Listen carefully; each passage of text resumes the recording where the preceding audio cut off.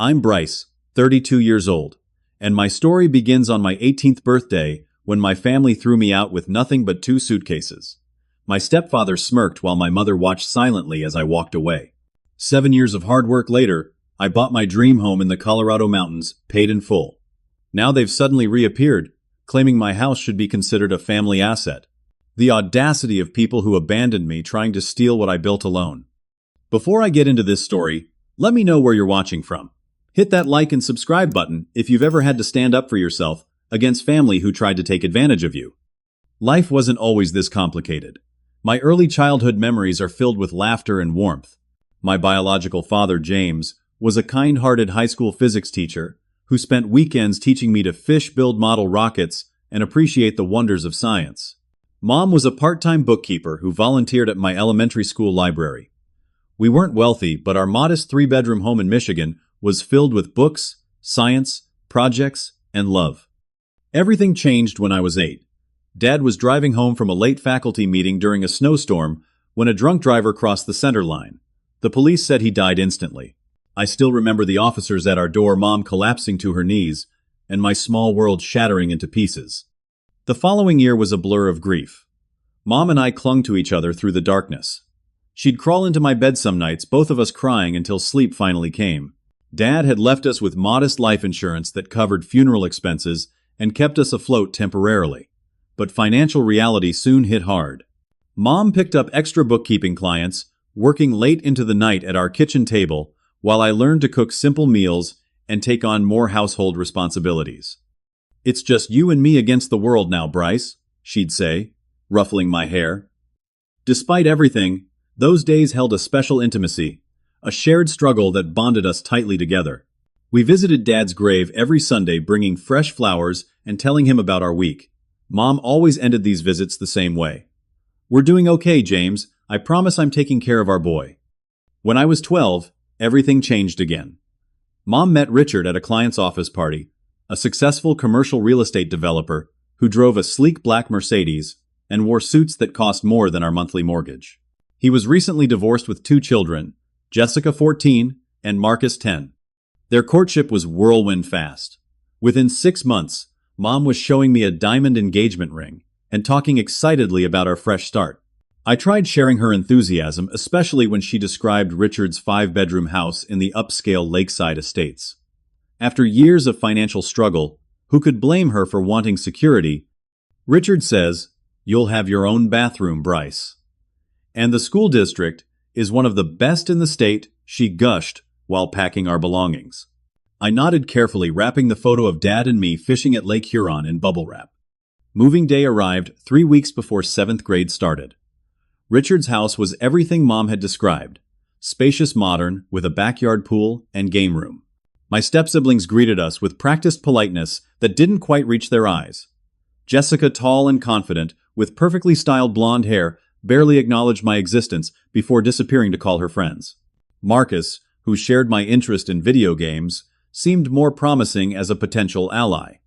The first few months held an uneasy truce. Richard was cordial if distant, often working late or traveling for business. When he was home, conversation revolved around Jessica's equestrian competitions or Marcus's hockey games. I quickly learned that Richard's definition of parenting involved expensive equipment, private coaches, and broadcasting his children's achievements to business associates. By the time I turned 13, the family's hierarchy had clearly established itself. Jessica and Marcus received the latest smartphones and designer clothes as routine gifts, while my requests for basic school supplies sometimes met with Richard's raised eyebrow and comments about being fiscally responsible. When I made the junior high science team, Richard merely nodded distractedly. When Marcus scored a goal in hockey the same week, we all attended a celebration dinner at the city's finest steakhouse. Mom noticed these discrepancies, but chose peace over confrontation. "Richard's just more comfortable with his own kids, Bryce. Give it time," she'd whisper. But time only widened the gap. Richard began referring to me as his stepson, while Jessica and Marcus were simply his children. Family photos on the mantle gradually shifted more images of Mom with Richard and his kids, fewer, including me. By 15, I'd become essentially invisible in the household. Richard controlled the family finances completely, with Mom receiving an allowance for household expenses. When school trips or activities required fees, Richard would interrogate me about their necessity while approving Jessica's weekend shopping sprees without question.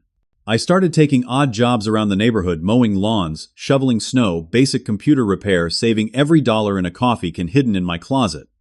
My high school years brought academic success, but increasing family isolation. I threw myself into classes, especially computer science and mathematics, finding refuge in the logic and fairness of numbers that contrasted sharply with home life. My programming teacher, Mr.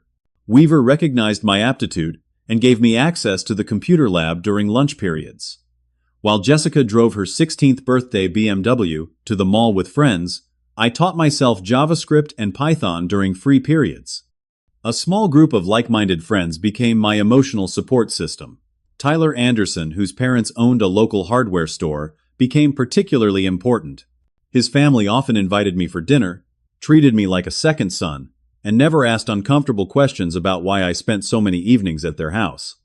The summer before senior year, Richard announced he would finance college only for his children. When Mom quietly advocated for me, he dismissed her with, "Bryce is smart. He'll get scholarships or figure something out. Self-reliance builds character." That night, I overheard their bedroom argument through the air vent. "He's my son, Richard. How can you treat him differently?" Mom's voice trembled. "I've provided a roof over his head for 6 years. That's more than enough. My responsibility is to Jessica and Marcus." Richard replied coldly. "We agreed when we married that our families would blend." Mom pleaded, "And they have to the extent possible. But college is expensive, and my priority is my biological children. Bryce isn't my responsibility." Mom's reply was too soft to hear, but her silence at breakfast the next morning spoke volumes. Something fundamental had shifted, though I didn't yet understand how dramatically it would affect my future. As my 18th birthday approached in May of senior year, I maintained cautious optimism despite the household tension. College acceptance letters had arrived from several state universities and 2 private colleges. Without Richard's financial support, I'd applied for every scholarship possible, worked 20 hours weekly at the local electronics store, and saved nearly $7,000. Not nearly enough for 4 years of education, but a time CFF at T. Start. Mom had been dropping hints about important changes coming on my birthday, and I dared to hope this meant she'd somehow convinced Richard to help with college expenses. Perhaps she'd secretly saved money, or maybe they'd co-sign loans. I rehearsed grateful responses, determined to show appreciation for any assistance offered. The night before my birthday, Mom seemed unusually quiet during dinner, avoiding eye contact when I mentioned needing to discuss fall enrollment deadlines soon. "We'll talk about everything tomorrow," she said, her voice strained. "Richard wants to have a family meeting after you get home from school." I arrived home from school the next day to find my 2 suitcases and 3 boxes sitting in the foyer. Confused, I set down my backpack and walked toward the living room, where Richard, Mom, Jessica, and Marcus sat in a tableau that immediately sent warning signals through my body. Richard sat in his leather armchair posture, rigid and authoritative. Mom perched on the couch's edge, eyes fixed on her clasped hands. Jessica scrolled through her phone with performative boredom, while 15-year-old Marcus watched me with undisguised anticipation like a spectator at a sporting event. "Good, you're home," Richard said, checking his Rolex. "We don't need to drag this out. You're 18 today legally. An adult, which means it's time for you to move out and start your independent life." The words hit like a physical blow. I looked at Mom, waiting for her to contradict him, to express shock, to defend me. She raised her eyes briefly, then looked away. "Your mother and I have packed your essential belongings." Richard continued, sliding a white envelope across the coffee table. "This contains $300 cash to help with immediate expenses. Your things are in the hallway. We expect the room to be vacated by dinner." "Is this a joke?" I finally managed my voice barely audible. "Hardly," Richard said. "This is simply the natural progression. You're an adult now, no longer a legal dependent. It's time to stand on your own feet." "But college." "My senior event's graduation is in 3 weeks." I stammered, still processing the surreal situation. "You can certainly attend graduation," Richard said magnanimously. "As for college, there are loans, community colleges, military service, many options for motivated young people. I turned to Mom, who hadn't spoken a word. Mom, you're letting this happen. On my birthday, she finally looked up, eyes red-rimmed. Bryce, we've discussed this extensively. Richard feels we feel that this is an appropriate transition.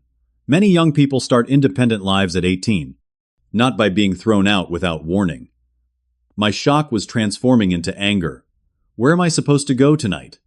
That's part of adulthood, solving problems, Richard replied smoothly. Perhaps one of your friends can help temporarily, while you arrange permanent accommodations. Jessica smirked without looking up from her phone.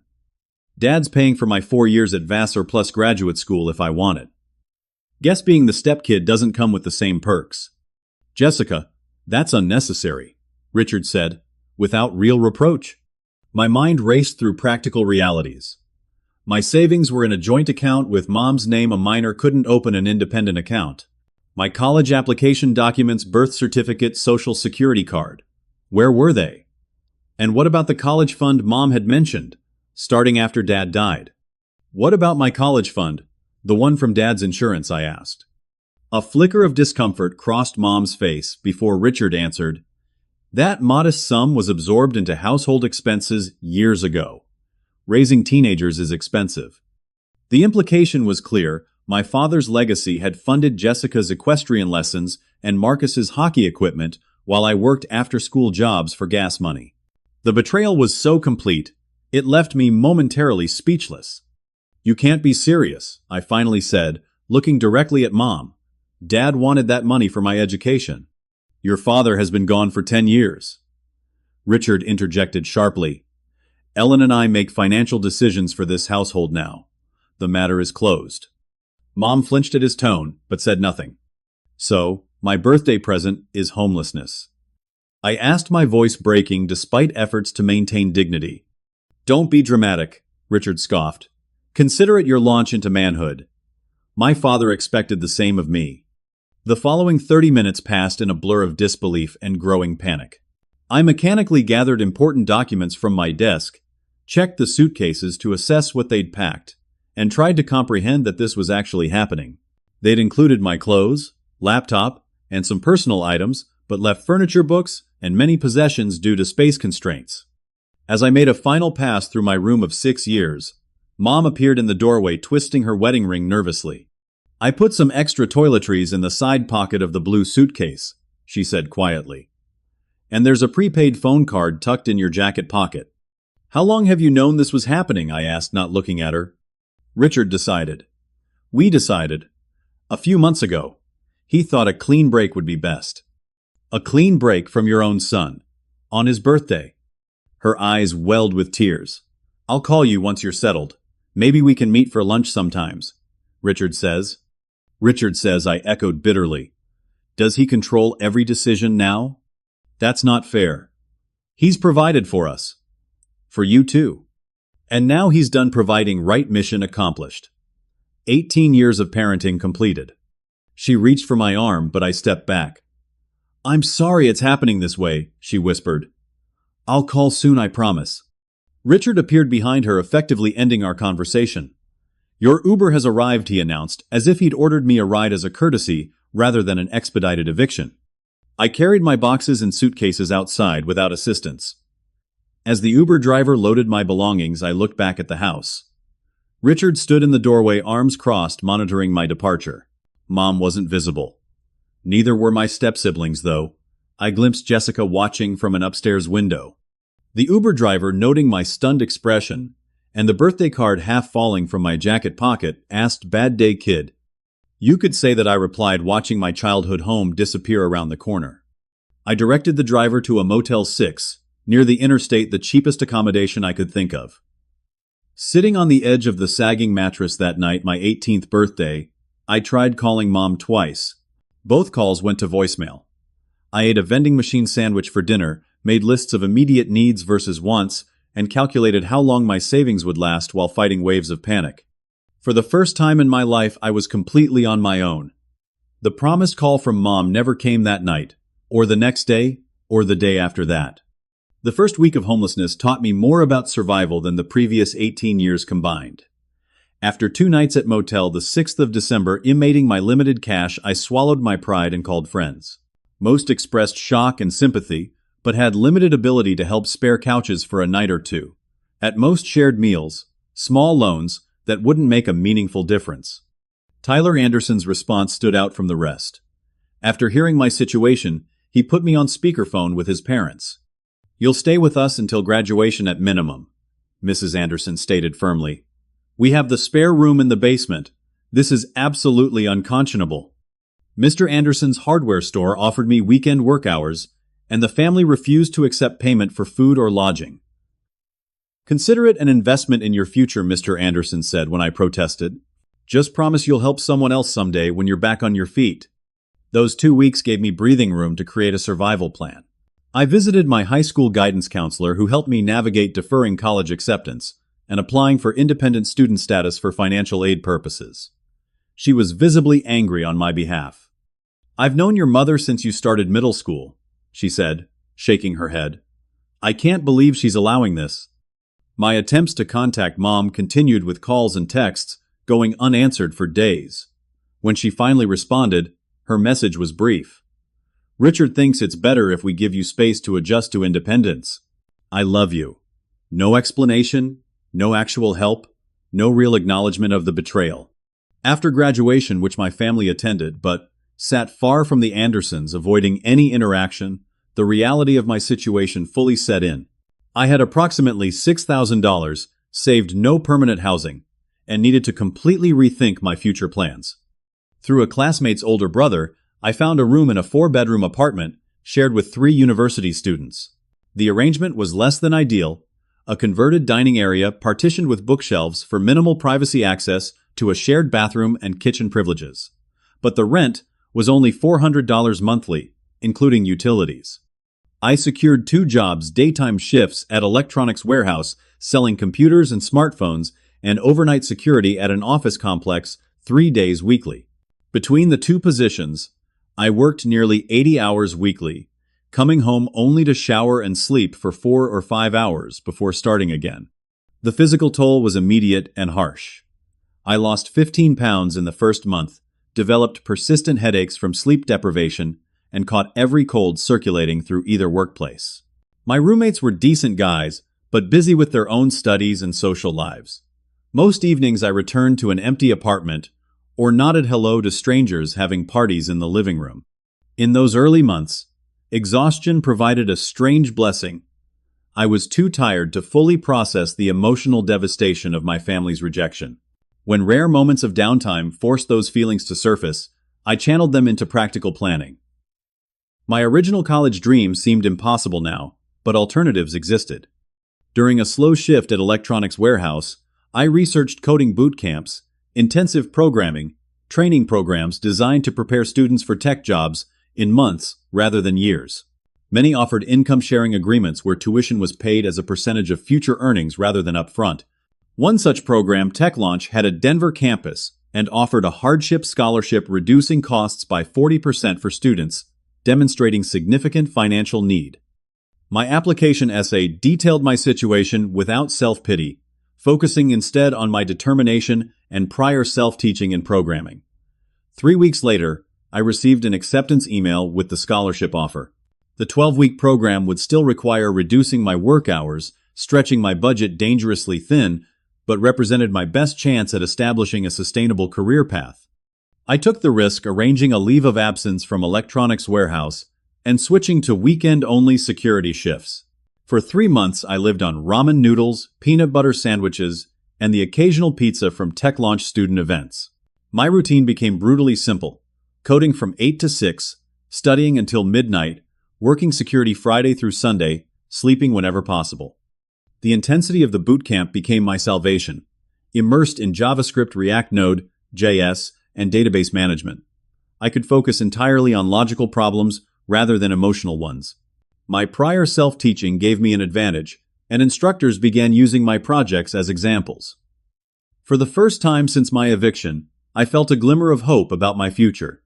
Amanda, our lead instructor, took particular interest in my progress. "You have a natural aptitude for this," she told me during a code review.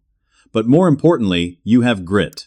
That's rarer and more valuable in this industry. The bootcamp's career services connected graduating students with local tech companies for interviews. Despite my lack of degree or professional experience, my portfolio projects and technical skills earned me 3 interviews. The second one, a small cybersecurity startup called ShieldCore, resulted in an offer as a junior developer at $52,000 annually with health benefits. Receiving that offer letter in my email, sitting in the 24-hour diner where I often studied to avoid my crowded apartment, I felt tears well unexpectedly. The salary wasn't extraordinary by industry standards, but represented a life-changing stability I hadn't dared hope for 6 months earlier. My first paycheck allowed me to move to a studio apartment, tiny but private, with my own bathroom and kitchenette. I bought a proper bed frame replacing the air mattress I'd been using and a desk for continued coding projects. These modest improvements felt like extraordinary luxuries. Nearly a year after being kicked out, I attempted to reconnect with Mom, sending a carefully worded email sharing my new job and apartment, explicitly stating I wasn't asking for anything but would welcome contact. 3 weeks later, she replied with a brief message congratulating me and saying she always knew I would land on my feet. She mentioned Richard's business was keeping them very busy and suggested coffee sometime when things settle down. That sometime never materialized. The rejection stung, but less sharply than before. I was building something from nothing, relying on my own capabilities, rather than false promises. While browsing social media one evening, I came across Jessica's profile, showcasing European vacation photos and complaints about sophomore year stress at her expensive private college. I closed the browser, made a deliberate choice to unfriend and unfollow all family members, and redirected my energy toward the future I was creating for myself. My first year at ShieldCore passed in a blur of learning and growth. The company specialized in network security software for small to mid-sized businesses, an expanding market as cyber threats increased. As the team's junior developer, I absorbed everything possible from senior colleagues while taking on increasingly complex assignments. Kyle, our lead architect and informal mentor, recognized my hunger for knowledge and challenged me accordingly. Most juniors I've worked with need hand-holding for months, he commented during my 6-month review. You're already contributing features I'd expect from mid-level developers. That review came with a modest raise and expanded responsibilities. I continued living frugally, maintaining my studio apartment and basic lifestyle while directing nearly 40% of my income into savings and investments. The financial discipline born from necessity became habitual, even as my circumstances improved. By my second anniversary at ShieldCore, I'd been promoted to mid-level developer with another salary increase. Our product was gaining traction in the market, and the once small startup expanded to 20 employees. My emergency fund now contained 6 months of living expenses, a security blanket that helped quiet the persistent anxiety about ending up homeless again. Occasionally, I'd see social media updates from former classmates or glimpses of my family's lives through mutual connections. Mom and Richard still lived in the same house Jessica had graduated and begun working for a fashion magazine in New York, and Marcus was attending State University. These glimpses prompted complicated emotions, but I'd developed the ability to acknowledge the feelings without being consumed by them.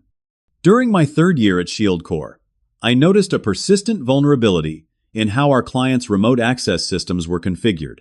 After researching the issue extensively, I developed a prototype tool that automatically detected and helped remediate these security gaps. I presented the concept to our product team as a potential feature addition. "This isn't a feature, it's a product," our CEO said after my demonstration. "Possibly a better product than our current flagship." The company allocated resources to develop my prototype, with me leading a small team to build it into a market-ready solution. The process awakened something new in me, not just technical problem-solving, but the excitement of creating something valuable from an initial concept. I began spending evenings and weekends refining additional ideas, envisioning solutions beyond our current product line. When ShieldCore was approached by investors interested in our company, my remote access security tool featured prominently in their valuation assessments. This experience sparked conversations with Kyle about entrepreneurial possibilities. "You're thinking like a founder now, not just a developer," he observed over beers one Friday. "Have you considered striking out on your own?" The idea seemed far-fetched initially. I had neither business background nor startup capital, but the seed was planted. I began researching entrepreneurship through online courses and local tech meetups, building a network beyond ShieldCore's walls. At one such event, I met Victor, a semi-retired software executive looking to mentor promising technologists. Our conversation about security gaps in Internet of Things devices led to follow-up meetings, and eventually a proposal. Victor would provide initial funding and business guidance if I developed a proof of concept for enterprise IoT security monitoring. The decision to leave ShieldCore wasn't easy. The company had given me my first real opportunity, and my colleagues had become something like family. But the potential to build something truly mine, something that couldn't be taken away, proved irresistible. SecureNode launched with just 3 people: myself, handling technology, Victor managing business strategy, and Aisha, a talented developer I'd recruited from a competing firm. We operated from a tiny office in downtown Denver with secondhand furniture and a whiteboard salvaged from a university surplus sale. The first year tested every ounce of my resilience. 18-hour workdays became normal as we built our platform while pitching potential clients. Several times our bank account dwindled to alarmingly low levels before new contracts came through. I downgraded to an even smaller apartment, eliminated all non-essential expenses, and poured everything into the company. Our breakthrough came unexpectedly through one of Victor's golf buddies, the CISO of a regional healthcare network facing regulatory compliance challenges with their medical devices. Our solution addressed their needs so effectively that they became both a client and a reference, opening doors throughout the healthcare sector. By our second year, SecureNode had expanded to 8 employees and moved to proper offices. Our IoT security platform gained recognition in industry publications, and our client list grew steadily. I gradually increased my salary to a reasonable level, though still reinvesting most profits into company growth. The validation of my technical vision healed something inside me that family rejection had broken. Each new client, each problem solved, each employee hired reinforced that I could create value in the world on my own terms. The constant background fear of failure began to recede, replaced by cautious confidence in my abilities. Year 3 brought exponential growth as Internet of Things vulnerabilities gained national attention following several high-profile corporate breaches. Our solutions were suddenly in high demand, and we expanded to 15 employees working from a converted warehouse space in Denver's Rhino district. I purchased my first property, a modest 2-bedroom condo in a developing neighborhood, and finally replaced the decade-old laptop I'd carried since high school. Through strategic partnerships and continuous innovation, SecureNode established itself as a respected niche player in cybersecurity. Our specialized focus attracted attention from larger corporations looking to strengthen their IoT security capabilities. By our 5th anniversary, we fielded acquisition inquiries from several major tech companies. The most serious offer came from Sentinel Technologies, a cybersecurity giant looking to strengthen their IoT protection portfolio. Their initial approach, a lunch meeting arranged through industry connections, evolved into months of negotiations, due diligence, and strategic planning. The final acquisition offer exceeded our wildest expectations, $28 million, with additional performance incentives and retention packages for key employees. As majority shareholder, my personal proceeds after investor distributions and taxes would exceed $11 million, a life-changing sum I could scarcely comprehend. The night after signing the preliminary agreement, I sat alone in my condo, attempting to process this turning point. Financial security beyond anything I'd imagined was suddenly within reach. The abandoned teenager who'd slept in a motel on his 18th birthday now had options and opportunities that seemed surreal. After the acquisition closed, I stayed with Sentinel Technologies for the contracted transition year, ensuring our team and technology integrated successfully. The corporate environment felt constraining after entrepreneurial freedom, but I honored my commitments while planning my next chapter. With financial advisors' guidance, I invested most proceeds conservatively while allocating a portion for my dream, a modern mountain home with spectacular views, privacy, and the space I'd never had. After months of searching, I found the perfect property near Boulder, 5 acres of forested land overlooking the Front Range, with plans for a custom-built 5-bedroom house featuring floor-to-ceiling windows, a home, office, and guest quarters. The architect designed everything to my specifications, incorporating sustainable materials and smart home technology throughout.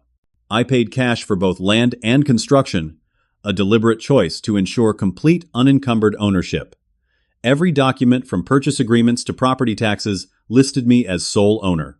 This place would be entirely mine, dependent on no one else's approval or contribution. Watching the structure take shape over months of construction, I felt a profound sense of accomplishment and vindication. This home represented not just financial success, but the complete journey from abandoned teenager to self-made adult. Each nail, each beam, each finished surface reflected choices I'd made and challenges I'd overcome without family support. The day I received the keys and walked through the completed house alone, I finally allowed myself to fully feel everything I'd suppressed during years of survival mode. The hurt, anger, abandonment, and ultimately pride in what I'd built from nothing. Standing on the deck overlooking mountains as sunset painted the sky, crimson and gold, I realized I'd created something no one could take away. My mountain home quickly became my sanctuary. Perched at 7,000 feet elevation, with panoramic views of the Continental Divide, the 5-bedroom contemporary structure balanced modern design with natural surroundings. Floor-to-ceiling windows brought the outdoors in, while the open floor plan created spaces that felt both expansive and intimate. I'd worked closely with the architect to incorporate specific features, a professional-grade home office with multiple monitors and the fastest internet connection available, a kitchen designed for someone who'd recently discovered the joy of cooking, and a master bedroom positioned to catch both sunrise and sunset. The property included a detached guest house I planned to offer to friends visiting Colorado's mountains. The legal aspects of homeownership received my meticulous attention. Every document, purchase agreement, property deed, construction, contracts, insurance policies explicitly listed me as sole owner with no encumbrances or co-ownership. Years of witnessing Richard's financial control had taught me to protect my independence with careful documentation. After years of minimalist, living in cramped apartments, furnishing such a large space presented a welcome challenge. I wanted the interior to reflect both my journey and future aspirations, comfortable without being ostentatious, personal without being cluttered. This led me to contact a local interior designer recommended by my architect. Angela Barrett arrived for our initial consultation with a portfolio of previous projects and thoughtful questions about how I planned to use each space. In her early 30s, with a direct communication style and obvious passion for her work, she listened more than she spoke during that first meeting, taking detailed notes about my preferences and lifestyle. Most clients have strong opinions about aesthetics, but struggle to articulate how they actually live in their spaces, she observed. You're the opposite, very clear about functionality, but open to design guidance. That's refreshing. Working with Angela over the following months became unexpectedly enjoyable. She introduced me to furniture artisans, creating custom pieces from reclaimed materials, helped select artwork from local galleries, and designed lighting schemes that transform spaces from day to night. Her recommendations balanced my preference for clean lines and technology with warmth and natural elements. As the house took shape under her guidance, our professional relationship gradually shifted. Coffee meetings to discuss fabric samples extended into conversations about books, hiking trails, and Colorado's restaurant scene. I found myself looking forward to her visits beyond their stated purpose, appreciating her straightforward humor and insightful observations. This house tells a story about someone who values both privacy and connection, she remarked one evening as we stood in the newly furnished great room. It's designed to be experienced alone, but has space to welcome others. That says something interesting about you. Her perception startled me, not because it was wrong, but because it articulated something I hadn't consciously realized about my own choices. After years of focusing on basic survival and then career building, I'd neglected examining what I actually wanted in relationships and community. 6 months after our professional project concluded, I invited Angela to dinner, my first attempt at cooking in the kitchen she'd helped design. The evening extended well past midnight conversation, flowing easily from professional achievements to childhood memories to future dreams. For the first time since my family's betrayal, I shared the complete story of my 18th birthday eviction without editing or minimizing details. I've worked with wealthy families who give their children everything except emotional support, she said after listening intently. And I've known people from modest backgrounds whose parents sacrificed everything to give them opportunities. But I've never heard of parents simply discarding a child like that. I'm so sorry that happened to you. Her genuine empathy, without pity, broke something open inside me. That night marked the beginning of a relationship unlike any I'd experienced, built on mutual respect, honest communication, and the gradual discovery of shared values beneath different life experiences. Dating Angela taught me to lower carefully constructed emotional walls. Her own background, raised by a single mother who worked multiple jobs to support her, putting herself through design school while waiting tables, gave her unique insight into striving against odds. But unlike me, she'd always had her mother's unwavering support, creating a foundation of security I'd lacked. You built external success faster than most people because you had no choice, she observed during a weekend hike. But there's inner work that got postponed while you were in survival mode. That's what you're catching up on now. Her assessment was uncomfortably accurate. Professional achievements had come through relentless focus and work, but relationships and emotional healing had remained secondary priorities. With Angela, I began addressing that imbalance, discovering that vulnerability required more courage than business risks ever had. As months passed, Angela gradually left more belongings at my house, designed books on shelves, favorite mugs, in cabinets, hiking boots by the door. We discussed her eventually moving in, but agreed to proceed thoughtfully, respecting the significance of sharing the space I'd created as my personal sanctuary. Nearly 7 years after my family's rejection, with my professional and personal life finally flourishing, the past unexpectedly resurfaced. The call came on a Tuesday afternoon while I was reviewing contract proposals in my home office, an unknown number with my hometown area code. "Bryce, it's Mom." Her voice, instantly recognizable despite the years, triggered a physical reaction, racing heart constricted, breathing a rush of conflicting emotions. "I'm surprised to hear from you." I managed professional tone, masking internal turmoil. "I know it's been a long time," she said, voice trembling slightly. "I've thought about you so often, wondered how you were doing." 7 years, I corrected. "It's been 7 years." The silence stretched uncomfortably before she continued. "I've made terrible mistakes, Bryce, unforgivable ones. I don't expect you to welcome me back into your life, but I needed to tell you how sorry I am. For everything." The apology I'd once desperately wanted now arrived too late to fulfill its original purpose. I'd already rebuilt my life without her support. Yet something in her voice, a rawness I remembered from the days after Dad died, kept me from ending the call. "Why now?" I asked. "After all this time?" She hesitated. "Many reasons. Regret that grows heavier each year, and circumstances have changed. I've changed. I'd like to see you if you'd consider it. Just coffee somewhere public. I understand if you refuse." Decades of imagined conversations hadn't prepared me for this actual moment. Part of me wanted to reject her outright.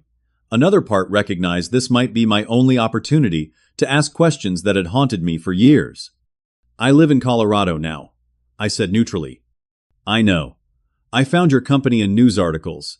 I'm so proud of what you've accomplished, Bryce. Against all odds." "Against the odds you helped create," I couldn't help adding. "Yes," she acknowledged, voice breaking. "I have no excuses."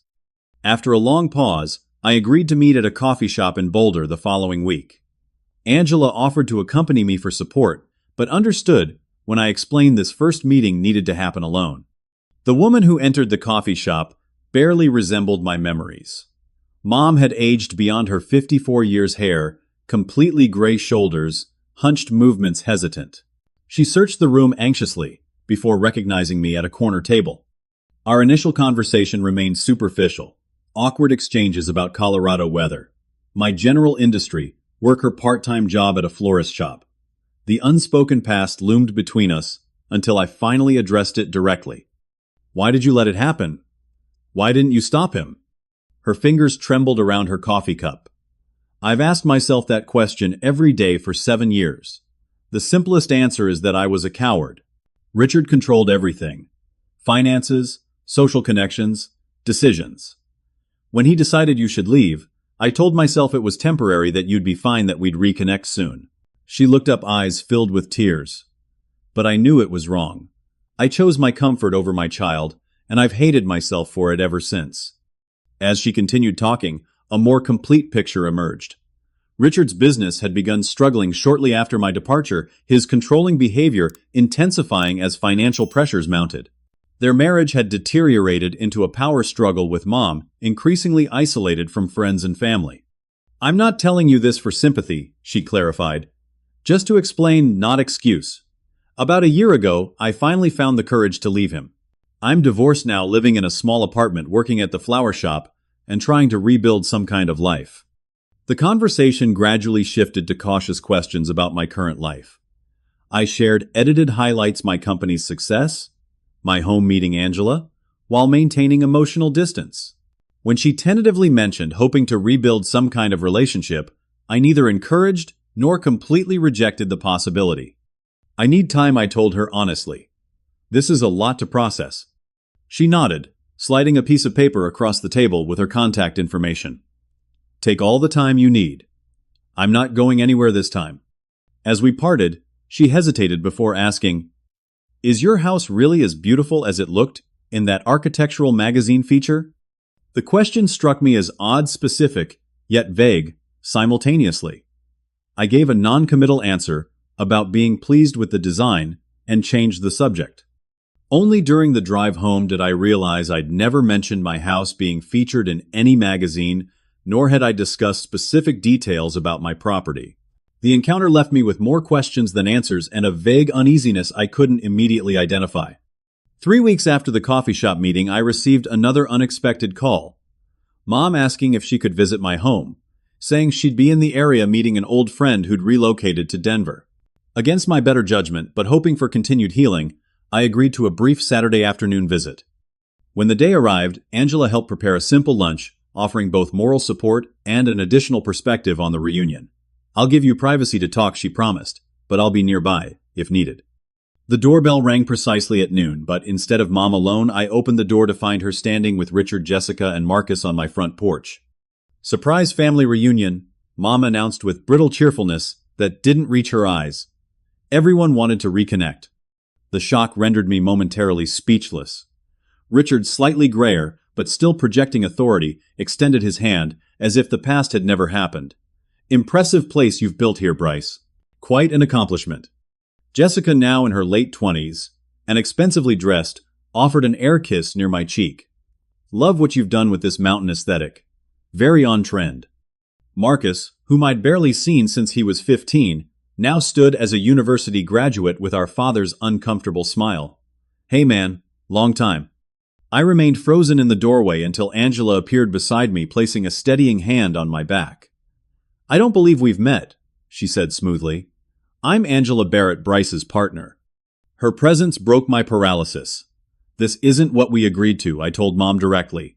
"You said you were coming alone." "I know, but when I mentioned visiting, everyone wanted to come and see you. It seemed like a perfect opportunity for healing old wounds," Mom replied, avoiding direct eye contact. With extreme reluctance, I allowed them inside, rather than creating a scene on my doorstep. The next hour unfolded like surreal theater, as my family toured my home with exaggerated appreciation, making comments about family reconciliation and water under the bridge, while exclaiming over architectural features and mountain views. Richard seemed particularly interested in my home office, asking pointed questions about the acquisition deal and current investments. "Family financial planning has always been my specialty," he noted, examining the property from my deck. "This land alone must be worth a small fortune now." Smart investment. Their visit extended well beyond the agreed time frame when Richard announced they'd booked rooms at a nearby resort for the week. "We thought we'd spend some quality time in the area, reconnect properly," he explained. "Maybe have dinner together tomorrow. So much catching up to do." After they finally departed, Angela voiced the suspicions already forming in my mind. "That felt like a reconnaissance mission, not a family visit," she observed. "They were assessing your assets more than rebuilding relationships." The next several days brought increasing intrusions, daily calls, suggesting activities, unexpected drop-by visits, and Richard's persistent questions about my finances, property, and business arrangements. Each interaction felt calculated rather than genuine, with Mom often silent while Richard dominated conversations. During a dinner, they insisted on hosting at their resort. Richard raised a toast to family legacy and shared success, then launched into a monologue about how family supports each other through thick and thin, with pointed references to his current business difficulties. "The market downturn hit us hard," he explained, swirling expensive scotch. "We had to downsize considerably. Sold the lakeside house, liquidated investments. Temporary setback, of course, but challenging. When I maintained polite neutrality rather than offering financial assistance, the conversation awkwardly shifted. Later that evening, Jessica cornered me alone on the restaurant terrace. "Dad's really struggling," she confided, suddenly sisterly. "The bankruptcy filing is next month. Unless something changes, they might lose everything." The pieces began fitting together: the sudden reappearance in my life, the excessive interest in my home, and finances, the talk of family obligations. Their motivation seemed increasingly transparent. Angela provided crucial perspective from outside the emotional dynamics. "They're love-bombing you," she observed, after another unwanted visit, "creating artificial intimacy and obligation before making whatever ask they're building toward." Her warning proved prescient when I returned home unexpectedly early from a meeting to find Richard in my home office, computer powered on, rifling through papers on my desk. Mom stood nervously in the doorway as lookout. "What the hell are you doing?" I demanded from the threshold. Richard recovered quickly, sliding documents back into place. "Just admiring your setup here. Ellen was showing me around. Impressive command center you've built." "Ellen doesn't have a key," I replied coldly. "How did you get in?" Mom's face crumpled. "The spare under the deck planter. I saw where Angela got it when she watered plants yesterday. The violation of my private space, my sanctuary, sent rage coursing through me. Both of you out. Now." "Don't overreact," Richard said smoothly. "We're family. Families don't stand on such formalities." "We stopped being family when you threw me out with 2 suitcases on my 18th birthday. I replied, voice dangerously quiet. "Get out before I call the police."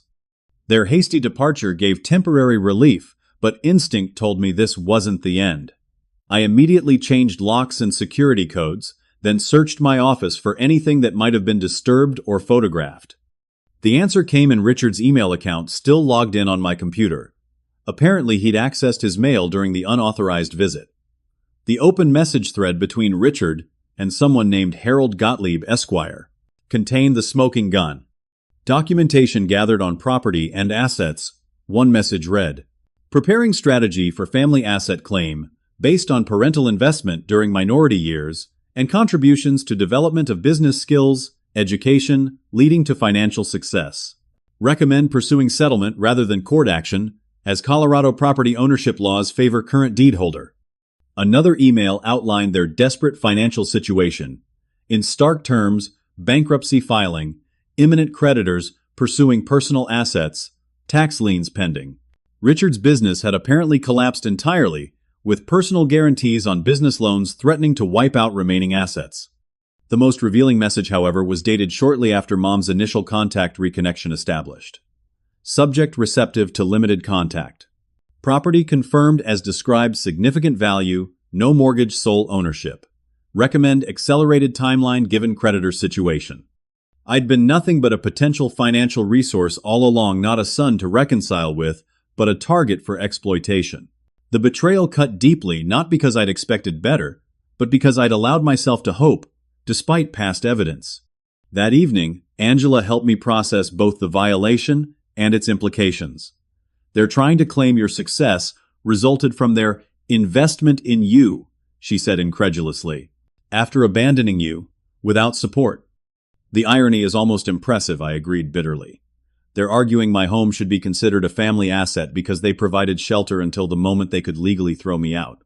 Further investigation revealed even darker aspects of the original betrayal. Through banking records I'd never previously accessed, I discovered my childhood savings account started with my father's life insurance and containing over $30,000 earmarked for college had been drained 3 days before my 18th birthday. The withdrawal slip bore Richard's signature and Mom's countersignature. The college fund my biological father had specifically established through his life insurance had been legally my inheritance held in trust until adulthood. Richard and Mom had deliberately timed my eviction to occur after they'd emptied accounts, but before I could legally claim them. The full picture emerged through these discoveries. Not an impulsive birthday eviction, but a calculated years-long plan to maximize financial gain at my expense. Even more disturbing was finding correspondence indicating Richard had consulted his lawyer about obligations to a stepchild nearly 2 years before my 18th birthday, clearly planning my removal well in advance. Mom's role appeared more complex: occasional protests, noted in emails, but ultimate compliance with each step of Richard's plan. Her recent escape from the marriage coincided perfectly with their financial collapse, not some delayed moral awakening. Armed with this evidence and Angela's unwavering support, I prepared to confront the family that had betrayed me twice, first by abandonment, now by attempted theft. I arranged the final confrontation on my terms, inviting Richard, Mom, Jessica, and Marcus to my home with Angela present as both witness and support. The conference room table in my home office, normally used for business meetings, served as the setting for this family reckoning.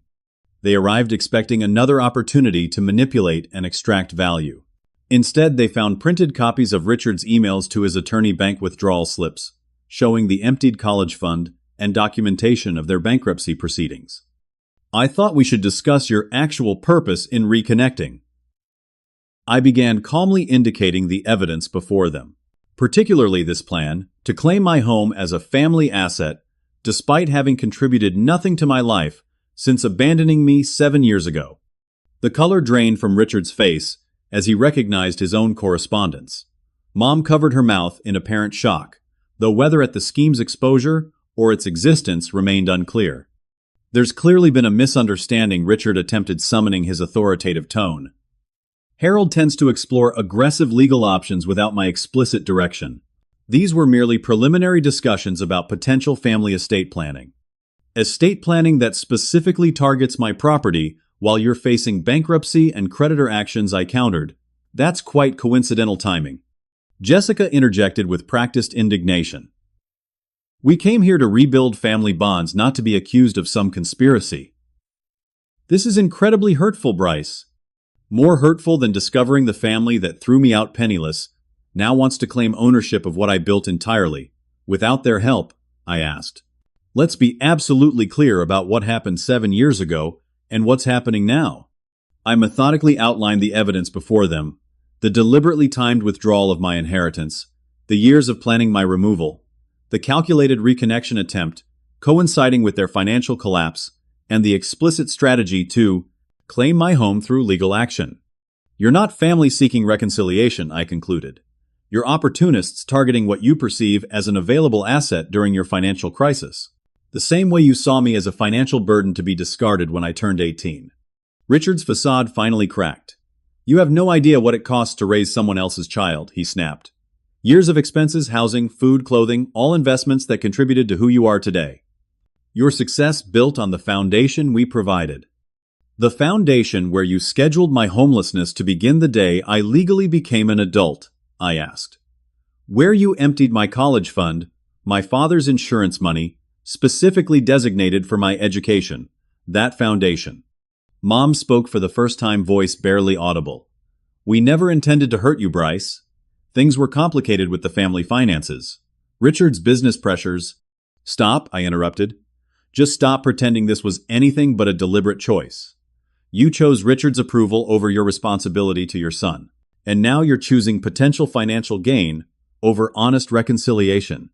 Marcus, who had remained silent, finally spoke. I didn't know about any of this. The college fund, the planned eviction, this lawsuit idea. I was 15 when you left. They told me you wanted independence. His apparent sincerity suggested he might truly have been kept ignorant of the machinations. But Jessica's avoiding gaze told a different story about her awareness. Here's what happens now, I stated, shifting to the resolution phase. You're leaving my home and my life permanently. Any legal action claiming ownership interest in my property will be met with immediate countersuit for fraud, elder abuse against your father's estate, and emotional distress with substantial documentation. My attorneys are already prepared. Richard attempted one final manipulation. Ellen needs medical care. We can't afford without assistance. Your mother has developed early-stage Parkinson's. Surely your success can accommodate helping the woman who raised you.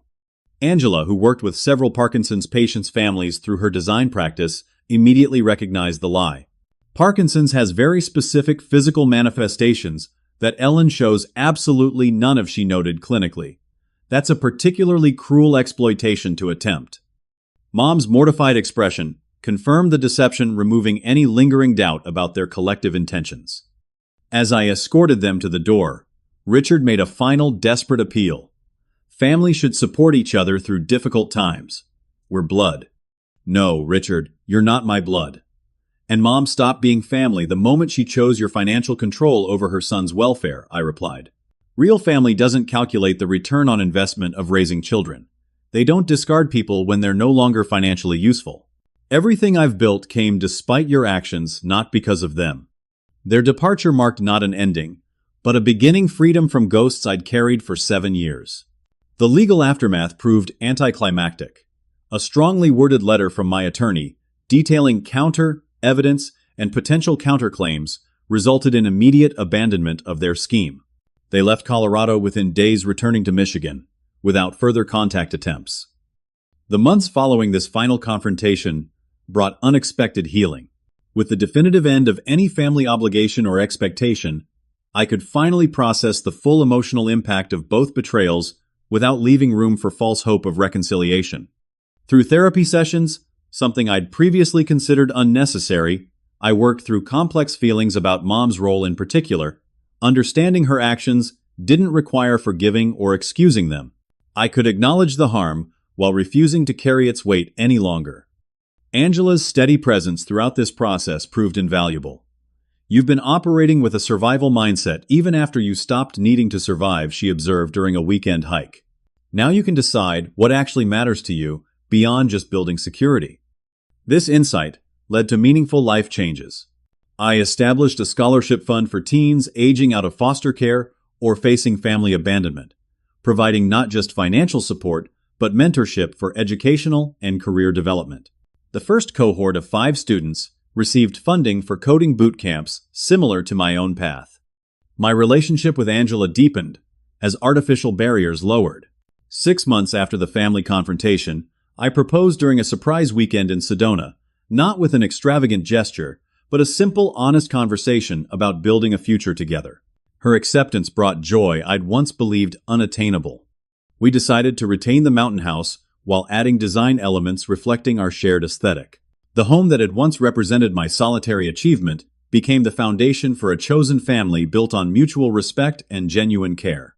1 year after the attempted property claim, we hosted a small gathering of close friends to celebrate both our engagement and the launch of my new venture, a cybersecurity training program for disadvantaged youth. Tyler Anderson and his parents attended the same family who'd offered shelter during my darkest days. You said you'd help someone else when you got back on your feet, Mr. Anderson reminded me, gesturing toward the scholarship recipients mingling with tech industry mentors. Looks like you've kept that promise many times over. Later that evening, standing on the deck, overlooking mountains turned golden by sunset, Angela asked if I ever regretted the final severance from biological family. I don't regret the ending, I replied after consideration. I regret that they couldn't be who I needed them to be. But their failure created space for finding people who show up authentically like you, like the Andersons, like the friends who've become our chosen family. The journey from abandoned teenager to secure adult had taken unexpected turns, but landed in a place of genuine peace. Not through forgetting or minimizing past betrayals, but by building something stronger than what had been broken. The family that discarded me had ultimately taught an unintended lesson. Real family is defined by actions, not claims or blood. Security comes not just from financial resources, but from relationships built on consistent care and mutual respect. And sometimes the greatest freedom comes from finally closing doors that should have remained open but never did. So if you've ever had toxic family members try to take advantage of you after abandoning you, let me know in the comments. Have you stood your ground or given in to their demands? Hit the like button if you believe in creating your own chosen family, and subscribe for more stories about overcoming life's toughest challenges. Remember, your worth isn't determined by those who fail to see it, but by the strength you find in yourself along the way. Thank you for listening to my story, and may you find the courage to protect your peace, just as I finally protected mine.